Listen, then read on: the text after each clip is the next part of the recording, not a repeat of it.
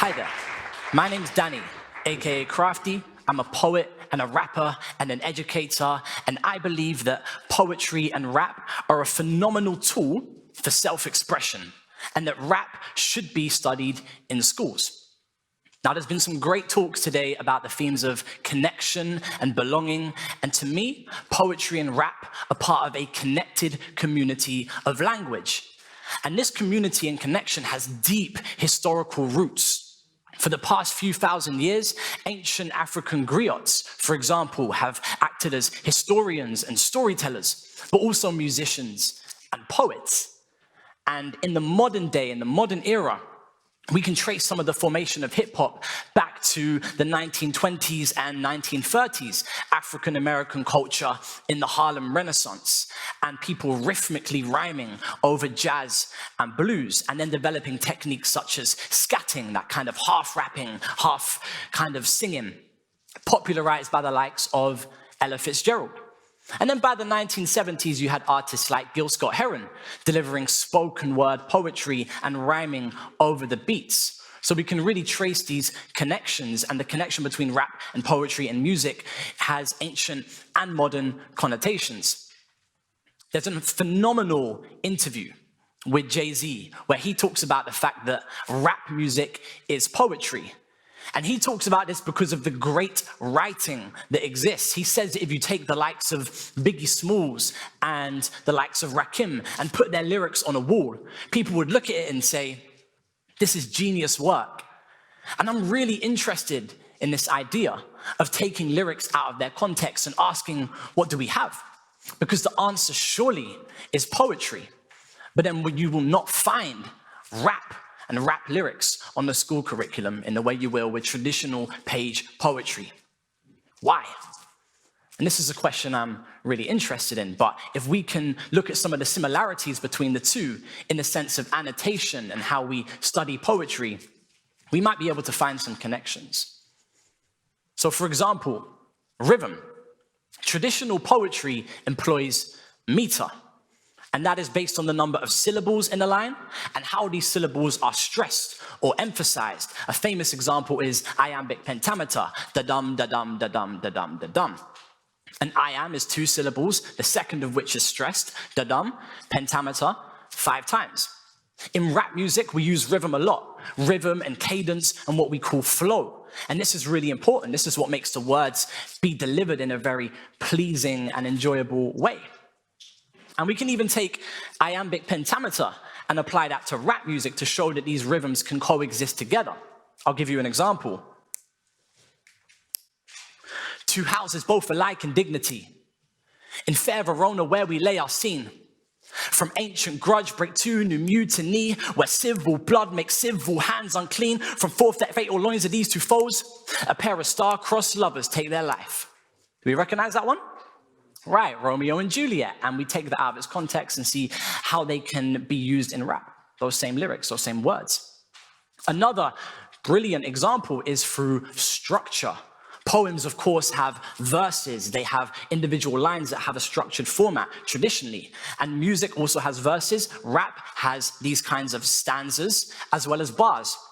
So you have like 16 bars in a verse normally in a rap song, and then a chorus, and then maybe another 16-bar verse. And a bar can also mean a metaphor or a punchline or a piece of wordplay. And structure and form has existed throughout the centuries across all types of poetry, a famous example being Japanese haiku. 17 syllables, just 3 lines. 5 syllables, then 7 syllables, then 5 syllables. So I'll give you an example of that. I perform poetry at a lot of music festivals, and that can be a very strange experience. And here's a haiku about that. The poetry tent is what people abandon when there's a band on. That's just a very silly example, but we can kind of layer a few haikus together, and we might find something similarly that kind of connotes a rap rhythm. The poetry tent is what people abandon when there's a band on. But if we switch up emphasis and syllables, then it's a rap song, beat and the rhymes used. When I get into flowing, these can surprise you. See that it's quite true. Anything can be a rap, even a haiku. Again, we can see how these things can translate. Another similarity I'd like to speak about is, of course, innovation. an invention. Poetic language, by its very definition, seeks to deviate from the natural speech rhythms of our everyday conversations, and that's what keeps things from being dull and repetitive and keeps things interesting in the way we communicate. So I'll give you some examples. Come what come may, double, double, toil and trouble, knock, knock, who's there, the be-all and end-all. Those 4 famous sayings come from Shakespeare's play Macbeth alone. And you can imagine across all of his plays and all his poems how many you'd find. There's over 100. And similarly, if you look at rap music in the late 90s, an artist like Nas, an incredible storyteller, and look at the album Illmatic and take the lyrics out of their context, like Jay-Z said, we find lines like, "I never sleep, because sleep is the cousin of death." Beautiful piece of poetry in its own right. You take sleep is the cousin of death. That's something that people use in everyday language.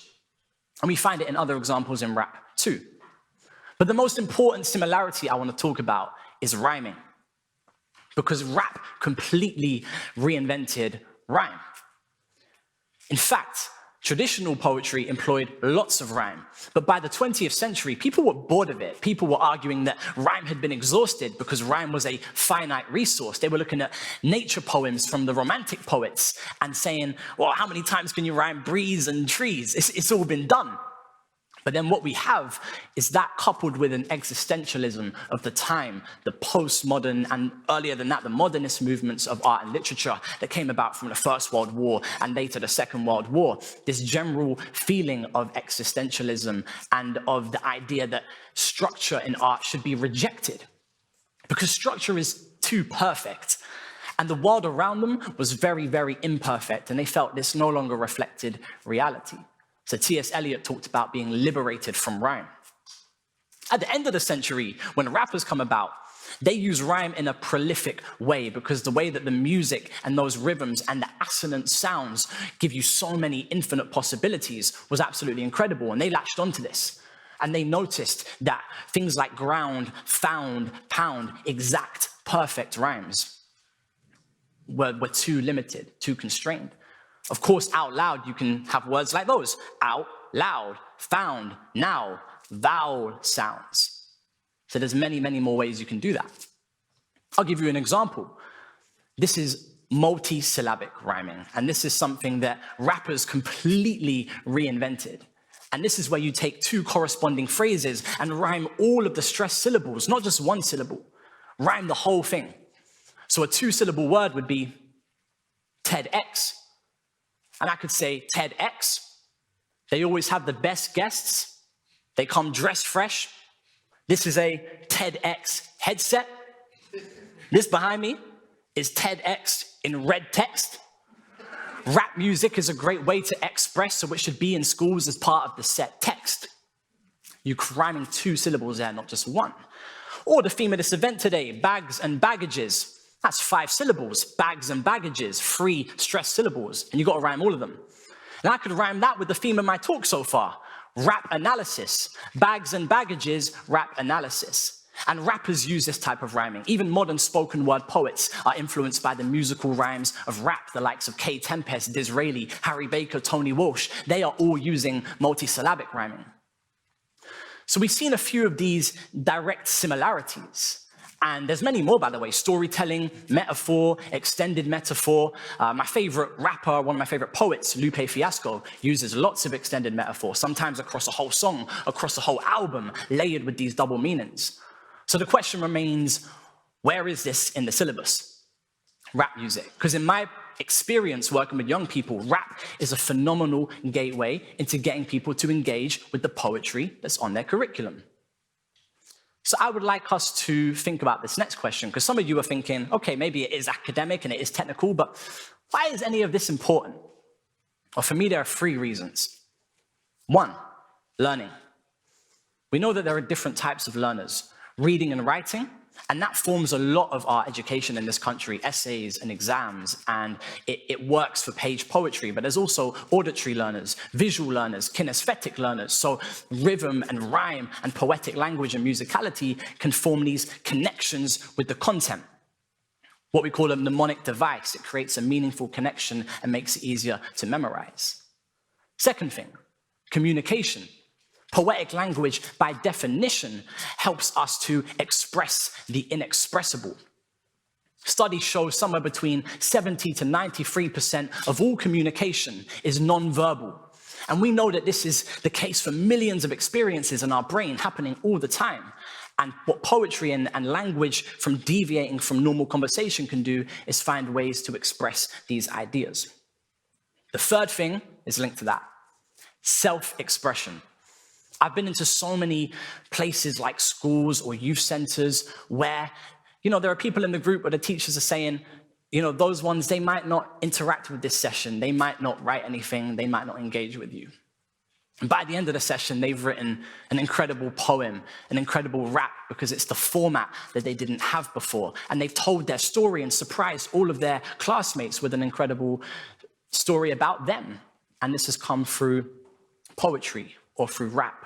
And this is the same with vulnerable adult groups. When I've been to community centers or prisons, and people are often holding on to so much, and then you give them this way of expressing those things, and it all comes pouring out. I'd like us to take us back briefly to 1995. Tupac is in court, and he's being interrogated about his rap lyrics. They're alleging that lyrics about crooked police have some way linked to attacks against police. It's a very tenuous link. But Tupac calmly dismantles their argument, and you can watch this on YouTube, by saying that his work is just poetry. He's always been writing poetry, and now he's writing poetry to music.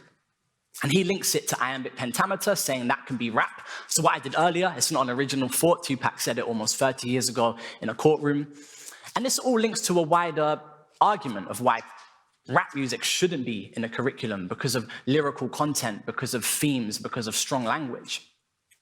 And while this is the case for some rap, and often the kinds that media love to perpetuate particular lyrics to kind of show you what they want you to show about rap music, we know there's lots and lots of poetic, incredible storytelling rap that links to poetry.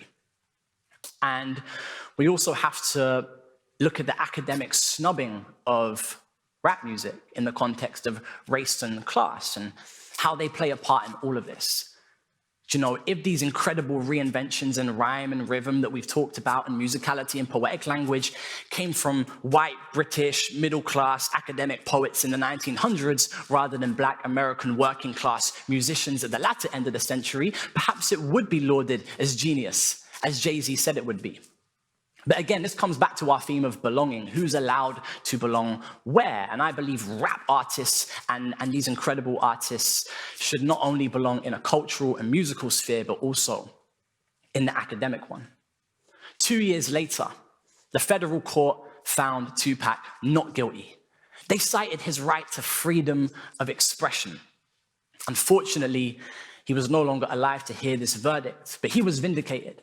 And I believe he'll also be vindicated in what he said about rap and poetry, and that Tupac at some point will be on the syllabus in this country. Because context creates connection. So by bringing rap into a classroom, you're giving people another lens, young people who don't engage with poetry in its traditional sense, a lens into connecting with language, and by a byproduct, to connect with self-expression, with playful curiosity that I believe is so important that we often lose after our youth, and even adults, this is really important, is creativity. Creativity is often what makes us feel most connected as human beings. For some of you, that'll be art and drawing, or cooking, or gardening, or sewing, or dance. But for me, poetic language is one of the best ways of achieving this sense of connectedness because of the way communication affects all of us. So we've got this kind of creative community that can emerge. When I was a young person, I often struggled with these things: belonging, connection, anxiety. Poetry and rap were a really powerful medium for me to get my thoughts and my feelings and my perspectives out into the world. And I'm really passionate about other people, other young people, having this opportunity for that same breakthrough, because it's absolutely transformative. I'd like to end with this piece that I wrote called "This is Hip Hop, This is Poetry." I'm actually going to perform a very abridged version of the piece. It's a much longer piece, which kind of charts all the things I've been talking about and all the ways that poetry and poetic language can be found in the world and how it's inspired me. And I also hope that you can find that playful curiosity and that creativity in your own life, whatever your way of expressing yourself is. And maybe you can give rap and poetry a go and see what happens too. This is hip-hop, this is poetry, this is national, this is overseas, Poison Inc, Low-Key and Tony D, John Donne's Quill when he wrote The Flea, it's Jackson's Thriller to This Is It, beat poets to Rizzle kicks, live television unscripted wit, they think it's all over, 66, Golden Gate, the new acapella, crew raps, Wu-Tang Forever, Seventh Chamber, that word life, celebrations on Burns Night, the priests that practice what they preach, Ella Fitzgerald, scatting on a beat, Serena's hands, Maradona's feet, Chaucer's English, Aristotle's Greek and philosophy, writing a thesis, hieroglyph scribes and papyrus in Egypt, inventing lyrical, never given tools, postmodern, metaphysical, football commentary, match of the day, float like a butterfly, Cassius Clay, all of the man speaking radical change, all of the man them who rap on the states who were kicking and dribbling the Brazilian way, written and scribbled them on a minimum wage, William Wordsworth, William Blake, William Shakespeare, William Yeats, made a revolution, Gil Scott-Heron, made a lightning trip, John Lennon, stopped the damn match when Jim Ross tell him all the best-selling authors and hip-hop legends.